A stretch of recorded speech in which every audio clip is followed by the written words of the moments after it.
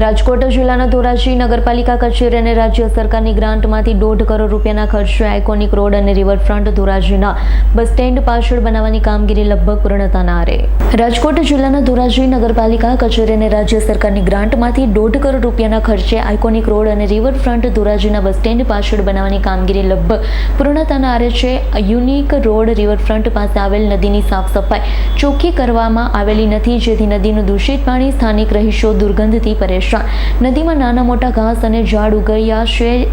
નગરપાલિકા દ્વારા રિવરફ્રન્ટ અને આઇકોનિક રોડ ઝાંખો લાગી રહ્યો છે. આઇકોનિક રોડ અને રિવરફ્રન્ટ ધોરાજીની આમ જનતા માટે ખુલ્લો મૂકવામાં નથી આવ્યો.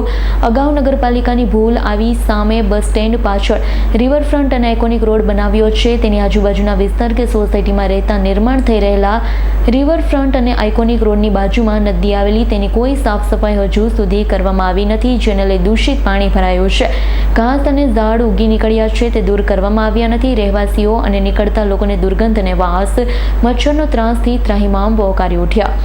નગરપાલિકા તંત્ર ધોરાજીની આમ જનતા માટે સારું અને બિરદાવવા લાયક કામ છે, પણ 1.5 કરોડનો ખર્ચ કર્યો છે તે ત્યારે જ સાચા અર્થમાં સાર્થક થશે જ્યારે નદીનું દૂષિત પાણી કાયમી માટે દૂર કરવામાં આવે.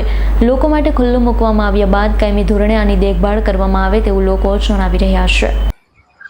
કોમલ, બસ સ્ટેશન પાસેના એરિયામાં રિવરફ્રન્ટ તેમજ આઇકોનિક રોડનું ધોરાજી નગરપાલિકા દ્વારા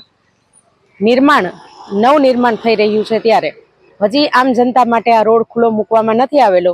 ત્યાં અમારી સરકારને નમ્ર અરજ છે કે અહીંનું જે આગળનો ભાગ છે ત્યાં ખૂબ દુર્ગંધયુક્ત પાણી છે, તેમજ વોકરો અને નદી જેવું વહી રહ્યું છે, ત્યારે અનેક રાહદારીઓને આ દુર્ગંધનો સામનો કરવો પડે છે.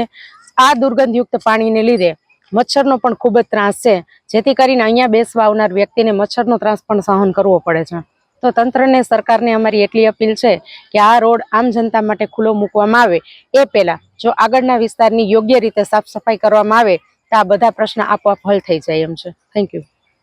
મારું નામ છે વિનોદભાઈ આંબાભાઈ બેસાણીયા, હિરપરાવાડી, રાજલક્ષ્મી પાર્ક 2. અમે વોકિંગ ગ્રુપ છે, હરરોજ લગભગ રાતના 8 થી 9 દરમિયાન વોકિંગમાં નીકળીએ છીએ. સાથે સાથે ધોરાજીની જનતા પણ, બહેનો, ભાઈઓ, વૃદ્ધો, બાળકો આ બધા નીકળે જ છે. પણ પ્રશ્ન એ છે કે બાજુમાંથી નીકળતી નદી છે, ઓકળો છે, એ ખૂબ જ ગંદકી ભર્યો છે અને ખૂબ જ એ ત્રાસરૂપ છે.